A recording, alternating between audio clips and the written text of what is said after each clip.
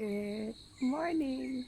I quickly wanted to capture this because it's not every day that you get to record a video where you are in an area where I'm actually not allowed to be right now because they asked me the other day to go back to the designated area, I guess for cleaning purposes after COVID.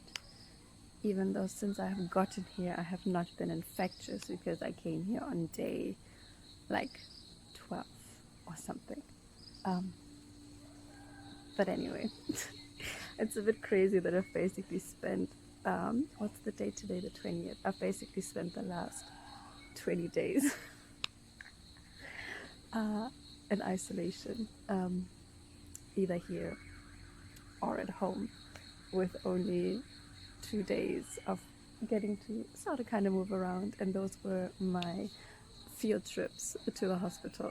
And yeah, well, this is where they got me.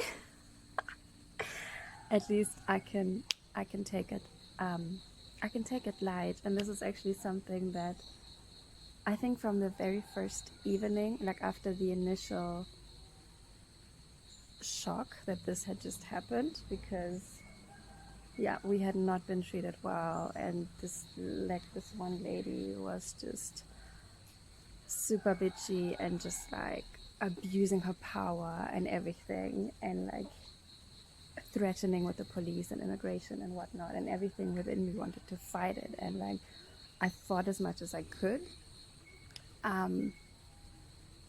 Also like bringing in the embassy and whatever the next day, but there was nothing they could do.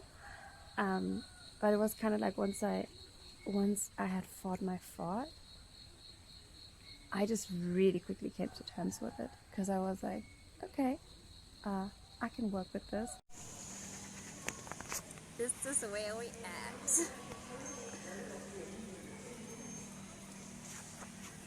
So I feel like from the get-go for me, this has all been about like seeing the adventure in it and just taking it lightly and with curiosity or whatever. And I'm just so grateful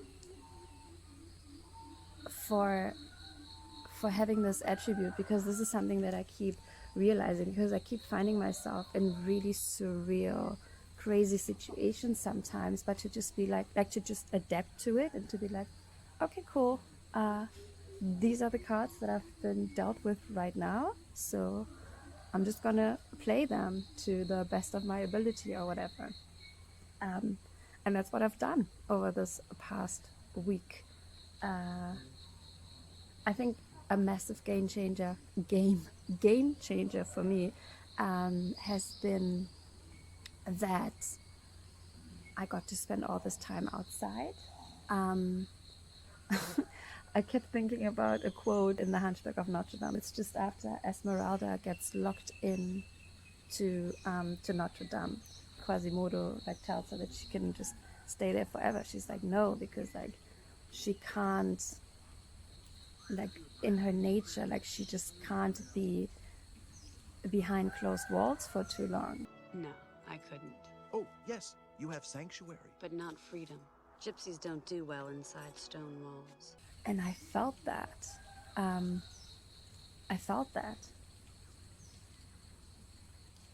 Because at some point I would only go inside to get food, to go to the bathroom, or to sleep late. Yeah. So I think this might have been quite a different experience had I had to be inside the whole time. I had the most amazing COVID buddy, quarantine buddy, whatever, Smiley, who walked into the hall within the first few hours of me being there, and who just stole my heart from the get-go. And from that very first night on, he slept either next to my bed, close to my bed, or at some point even on my bed. I think there was only one night where he was not around, And just all the countless hours that he spent next to me outside, that he spent keeping me company, that we spent cuddling. I'm gonna miss him. Like, I'm gonna miss him a lot. He was such a precious gift over this week. Amazing quarantine buddy. And also my journal. I'm finally all up to date. There was a lot to journal, like with the whole COVID chronicles, and I named the first to the 8th of November COVID chronicles. With this whole situation of getting locked up here, with the time being here, I journaled so much. And yesterday in the evening, I finally reached the present moment. So there was a lot to catch up on, and I just thought the timing was quite crazy to think that, okay, it's my last evening and now I'm up to date. So it was almost like this was like a little writing retreat or something for me. Yeah, so it's been actually quite an adventure, and it's also put a lot of things into perspective for me, and yeah, like made them kind of clear for me, because before I came here I was so torn about like what to do with myself in the next 2 months. Like there was like fear around running out of money if I fly somewhere where I need to go without going to Germany first. I had the chance of working at this Christmas market, and I was so close at the beginning of November to book my flight, and then I realized that I had COVID. So I was so close to booking the flight, and then COVID was like, and even this field hospital came yet again at a time when I was unsure about, like, do I stay on the island? Do I go up north? Do I still fly home? Like, what do I do? It was almost like my fate or destiny or whatever was like, okay, if COVID hasn't been enough for you, we're gonna throw in a field hospital in the mix to help you figure things out. And since I'm here, a lot of things have just become so clear. I think one of them being that nothing is ever clear, and that anything can happen. And sometimes the best way is the way that you never even imagined. Because like a week ago, sunrise, a week ago, I would have never imagined myself one day getting locked up in a field hospital with dogs and chicken and whatever. And I would have surely not imagined myself actually enjoying this experience.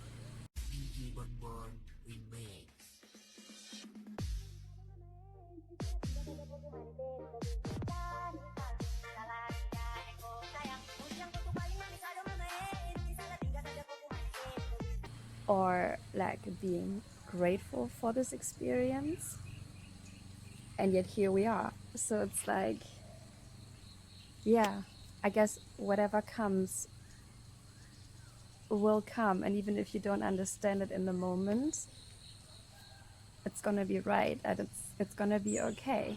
And I will just like, yeah, keep trusting in that. So that's something that I got to draw out of this, and I got a pimple out of this. I don't know what this thing is doing.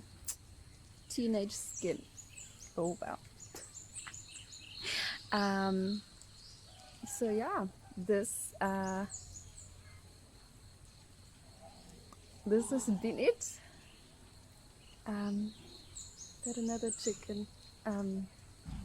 I think this is the other thing, because out of all of the field hospitals, oh well, actually I don't know, I haven't seen the one that they set up at the temple, but I saw pictures of the field hospital that has been set up right next to the hospital, and I actually saw it yesterday when we got to go on our last chest X-ray mission.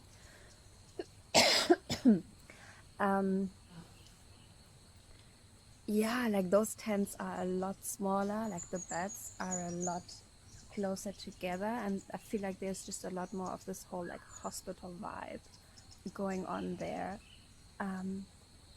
Whereas we have a bit of lawn here. The guys set up the volleyball net. They were playing like hacky sack. If that's how you call it in English. In Germany we call it hacky sack. We had the hall, like there was plenty of space to move around. And we had chickens. So this chicken looks injured, but it's actually just chilling in the sun. Look, it's another free agent. Can come and go whenever it wants to. Why did the chicken cross the hall? These guys are up to no good. What is happening in here? Oh, you found some trash. This is big. Oy. Smiley and another dog occasionally coming to the hall. Well, the other dog, Smiley, was constantly in the hall when we were there. Yeah, the chickens, like all those things would not have been possible in the other hospital, in actual hospital or in the other field hospitals. So I'm just like, this has been surreal, and maybe not according to other people's standards of what a field hospital should be like or whatever. But for me, it's been the best place to have this experience. So yeah, it's gonna be really surreal to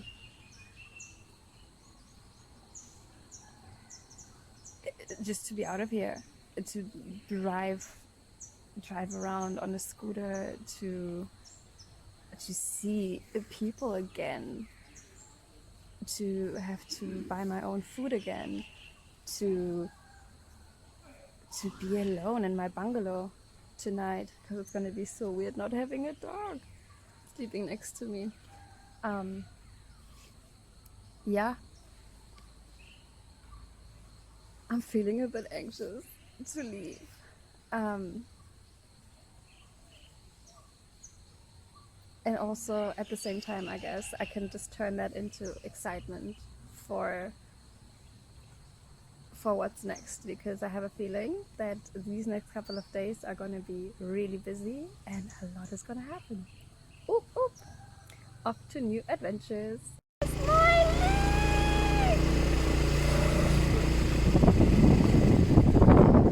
Goodbye, field hospital. Oh my goodness, what a wow. Sudah.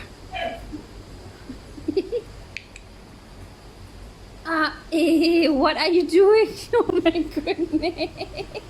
Sudah, that is my food. No. Are you possessed? You're possessed. What are you doing on my bed? Ipana.